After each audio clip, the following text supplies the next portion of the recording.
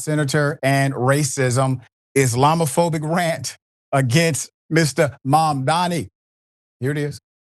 The caller is exactly the New York constituents that I've spoken to that are alarmed. They are alarmed by past public statements. They are alarmed by past positions, particularly references to global jihad. This is a very serious issue because people that glorify the slaughter of Jews create fear in our communities.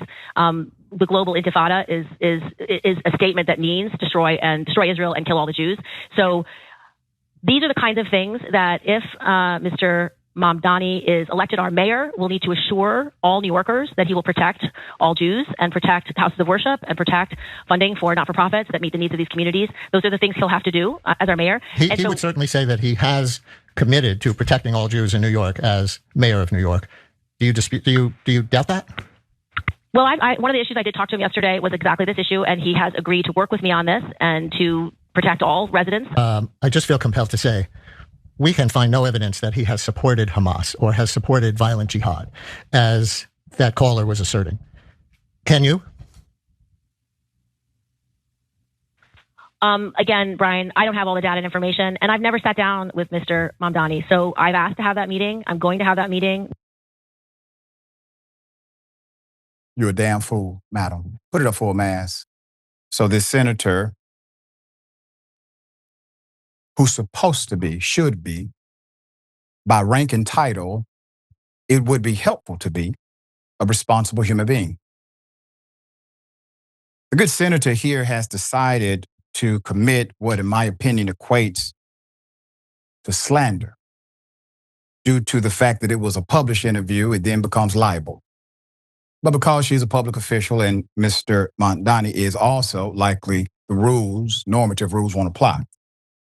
But I want to state it for the record. So during this radio interview, this New York Democratic senator, whom has fallen from such grace, appeared to suggest that this fearless light worker, light means you bring information, this fearless light worker named Mandani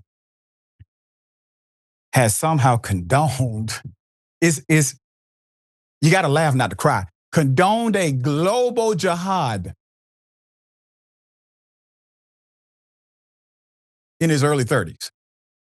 He's already declaring a global jihad.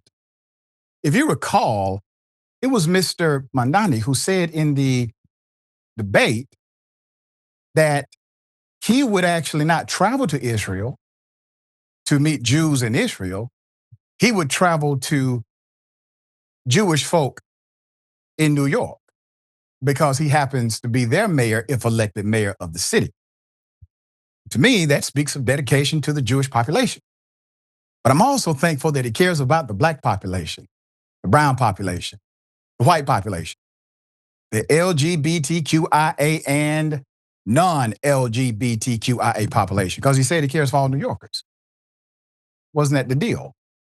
All right, put him back up. So at this point, the dear brother won the New York City's Democratic mayoral primary Tuesday. We covered it. A senator appeared Thursday.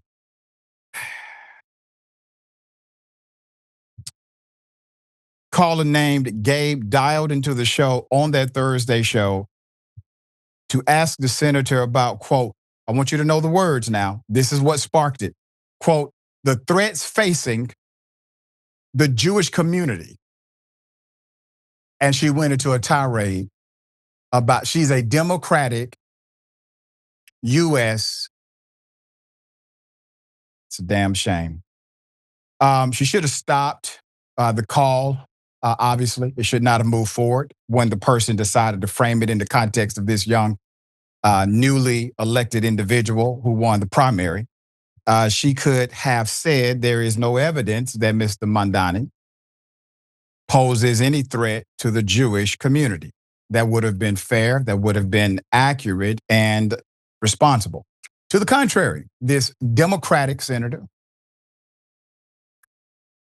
went on this tirade. The Muslim State Assembly member spoke often throughout his primary campaign about the threat of rising anti-Semitism and his desire to be mayor of all New Yorkers. That was simple and clear. He was endorsed by many Jewish leaders, including the highest ranking Jewish official in New York. That's going to be your comptroller. That's Brad Lander. Okay, Brad Lander is the highest ranking elected Jewish individual in New York. But the senator didn't do that.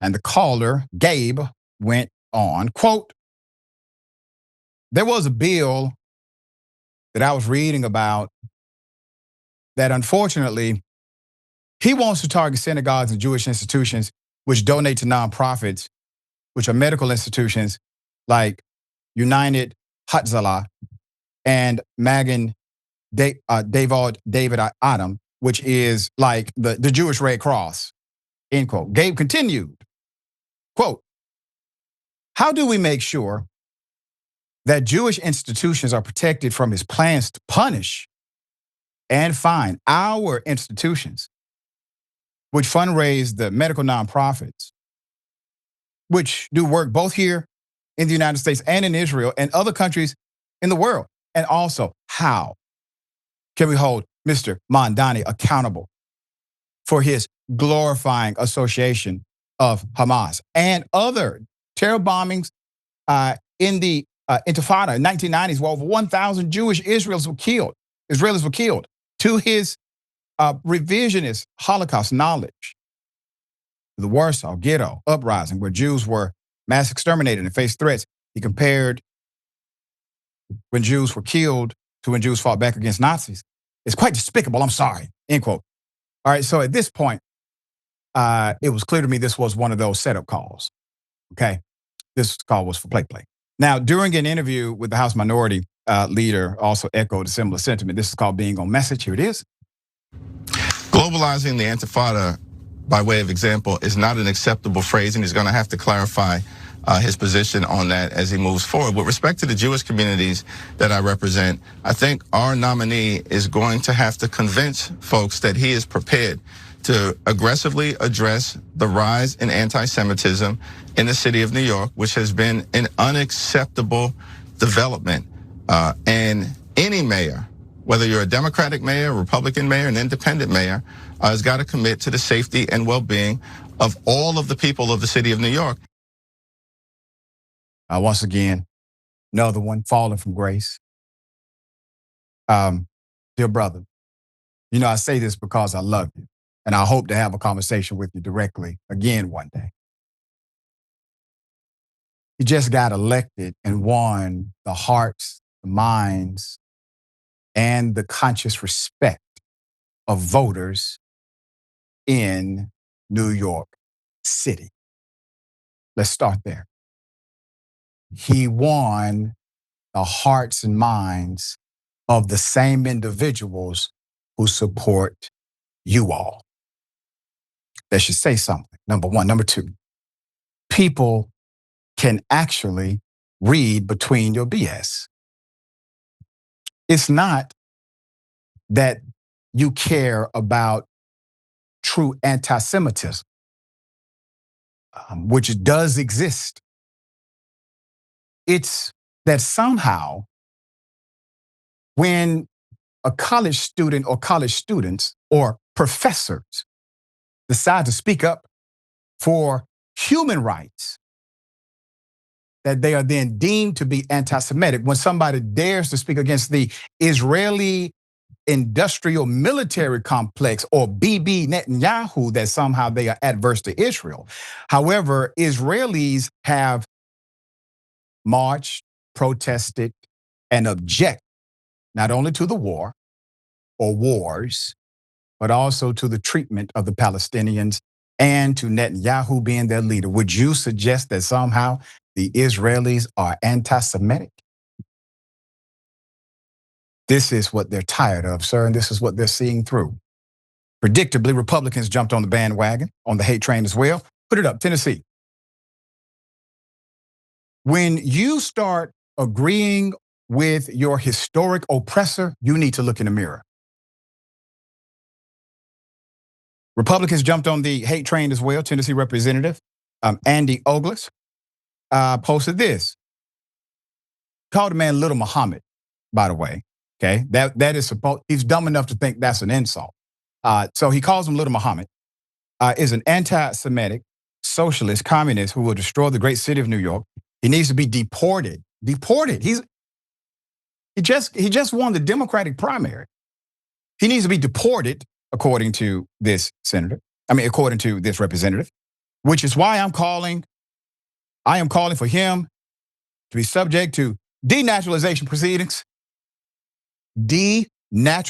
What?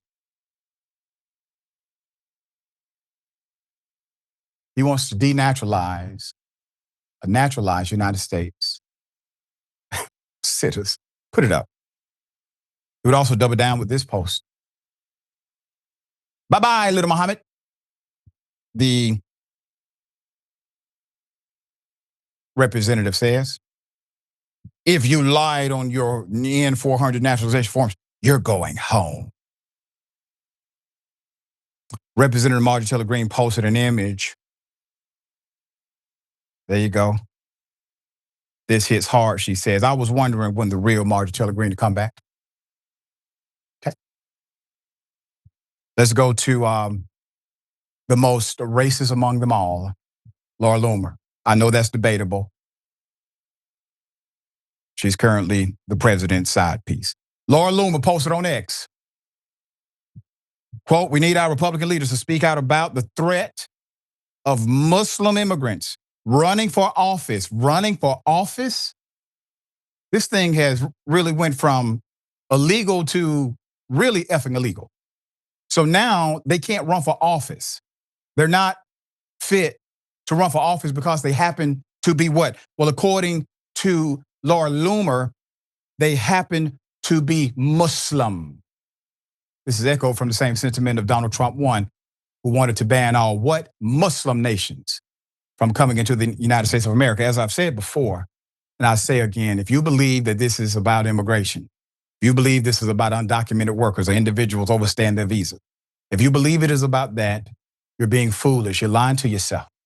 This is about a proxy to power, and that proxy is you. That proxy is you. They will say immigrant, but they mean you. They will say undocumented, but they mean you. It's a power grab. This is the new paradigm that they are attempting to bring into this country, not by force only, but also riding on the bigotry and the hatred that still resides in the heart of individuals who refuse to progress beyond their current level of consciousness. Don't let this man do this. All right, dear brother, thoughts? I think the reaction that we're seeing right now from a lot of the Democratic Party to Mamdani winning, it really perfectly encapsulates why so many people are fed up with the Democratic Party, as well as why they continue to lose these elections. You have Jeffries out there worrying about acceptable phrasing, and then you have Mamdani who's worried about acceptable rent payments and acceptable public transportation systems and things that actually materially benefit people's lives. And rather than focus on that and rather than laud him and celebrate him, the Democrats turn around and just exhibit this level of Islamophobia that I don't know I've seen since right after 9/11. I mean, it is like it reminds me of, it's as if the Democratic Party fell into a cryogenic chamber and they just de-thawed. And all of a sudden you have this very charismatic individual that is the new target. And I don't think it works. I think that what it's really doing is revealing to people the stark contrast within the Democratic Party and the factions that are actually there to help people and the factions that are there to maintain power. And I think it's becoming crystal clear what camp certain elected officials fall into. I think that this ultimately is going to be about Riz versus racism. And I think that Mamdani is full up on Riz. I think that when you have him side by side in these graphics and he just looks like a charming, likable, kind person, I think that's going to go a long way in dispelling a lot of the fear mongering that they're very desperately trying to do.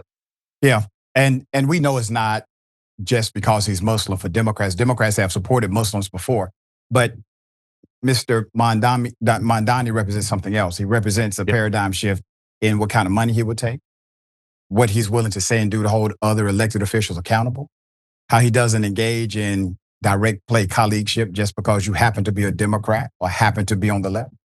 He represents that, and that is what they're afraid of. Put up Nancy Mace. Here's what Nancy Mace had to say. And once again, we're back to old school, fundamental racism. This is what Nancy Mace put up. After 9/11, we said, never forget. I think we sadly have forgotten. Oh. So now he's responsible for that as well. Do y'all have any Muslim friends, maybe? Okay. All right. So Andrew Wong, head of the pro-Trump Political Action Committee, said this on CNN.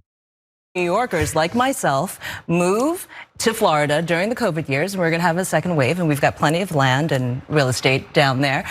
You're going to see an exodus if Zohran gets in. And we're already being promised that, not just because of high cost of living, but because of the Jewish base here. They're scared. And I'm hearing from, various people here in New York, and they're concerned about their safety living here with a Muslim mayor, and that's the problem. Highly problematic. Hold on. They shouldn't because of hold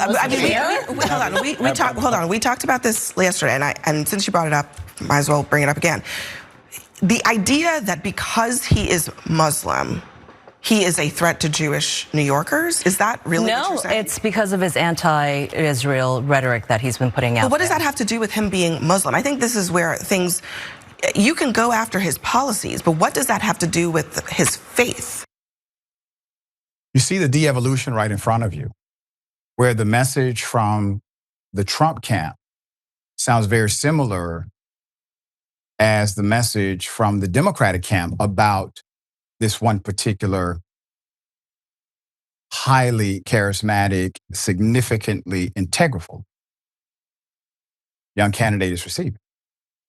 Where everything de-evolves into one dynamic, and it happens to be everything but the content of your character, as King taught us. Everything is about his origin,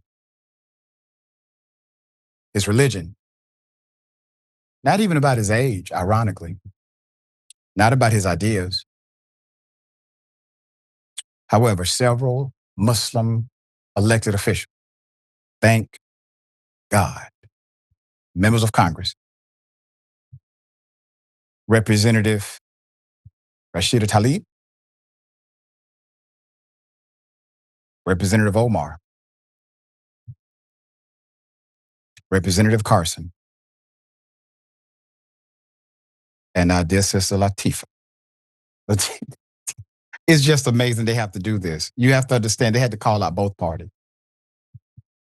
So they called out both parties, called out colleagues from both parties for, quote, racist smears. Understand what they're saying. They're saying Democrats are racist.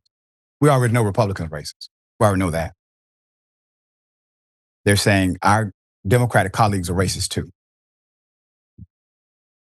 Quote, the vile, anti-Muslim, and racist smears from our colleagues on both sides of the aisle attacking Mandani cannot be met with silence. These hateful, Islamophobic, and racist tropes have become so entrenched and normalized in our politics. We know these attacks all too well. At a time of increased violence against elected officials, we cannot allow the attacks on Mandani to continue.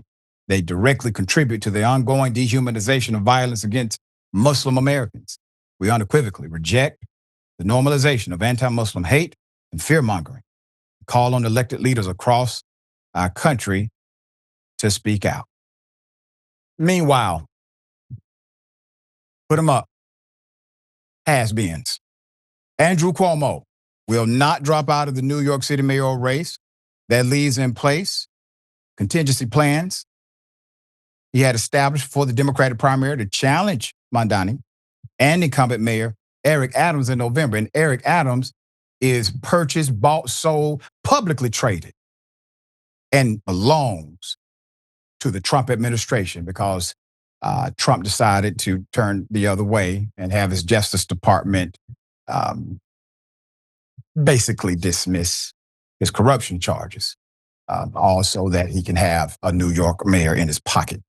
Speaking of Adams, the New York Times posted, they reported on Thursday that the New York City business owners, they met with incumbent mayor Eric Adams to hatch a plot to stop the rise of Mandani. It's great, isn't it? The plan seemed to revolve around supporting Adams' bid for mayor as an independent. Adams was previously elected as a Democrat, but has drifted away from the mainstream party platform. In recent years, several business owners expressed concern about Mandani's policy platform, especially his tax policies and how they could impact their businesses going forward. But he won the Democratic primary because no matter how much money you have or no matter what special interest group you're a part of, when you go on that ballot, your vote is one. It's one. So with all of your money and your machine, that ballot is a great equalizer. One. So who are they actually fighting? Not Mr. Mandani. Who are they fighting? They're fighting you. Who are they standing up for? They're standing up for the special interest groups. They're standing up for the business owners. They're standing up for the individuals that can fund their campaigns. They're standing up for the folk that have bought and paid for them decades in the United States of America. That's what they're standing up for. Whitney Tilson, former hedge fund manager, told the Times that Mandani is a, quote, Trojan horse who is, quote, totally unqualified to be mayor of one of the world's largest, most complex cities. Scott Richey, who owns multiple rental properties in the city, said he would back Adams in the general election because Mandani doesn't represent New York City. Quote, you want to have leadership that speaks to what New York is? He told the outlet. It's the capital of capitalism. And if he does win the general election, he'll deal with opposition from Trump. Here it is. He's a communist. I think it's very bad for New York. I don't know that he's going to get in. It's inconceivable that but he's a communist, and he's a pure communist. I think he admits it, but I can't imagine it. But let's say this. If he does get in, I'm going to be president, and he's going to have to do the right thing, or they're not getting any money. He's got to do the right thing. It's shocking that I would have assumed that I used to say we will never have a socialist in this country. No, but we'll have a communist. I mean, he's a communist and going to be mayor of New York. Trump, ironically, I actually get your point on that. There was a time when I said I would never tell my daughter that we elected a president with over 30 felony convictions. All right. Dear brother, thoughts? My goodness. I think just if you go by the language that these folks are using, it is so clear how terrified they are of Mamdani winning and how emblematic he is of a changing tide. Like we're looking at the rise of Mamdani, which reminds me of the rise of Skywalker, not my favorite Star Wars movie, but I would watch this one. He's a Trojan horse. The Statue of Liberty covered up. I mean, these are pieces of language and images that are designed to stoke as much fear as possible. But it just seems cartoonish to me. Maybe I'm like too optimistic here. I don't know, but it feels so cartoonish the way that they are attempting to paint this man when all he's trying to do is better people's lives. And I do believe, as you said, people will see through it. Yeah. Whether or not the Democratic Party does, it remains to be seen. We know the Republican Party won't, obviously, but right. Yeah, it is interesting. And what I love about this is that they don't realize he's transmuting all of their negative energy into a benefit for himself. And that's the reason as they continue to throw their stones and tell their lies, he rises in the polls. All right, we'll bring you updates as it comes.